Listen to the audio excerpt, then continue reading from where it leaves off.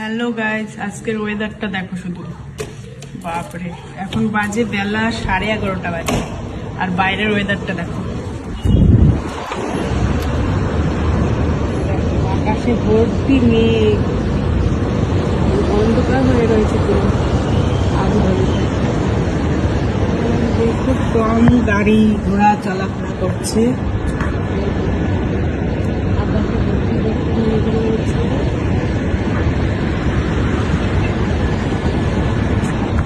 এখন বাজে প্রায় 11:30 মতন বাজে, এখনো দেখো কোনো রোদ ওঠেনি। আজকে মনে হয় রোদ উঠবে না।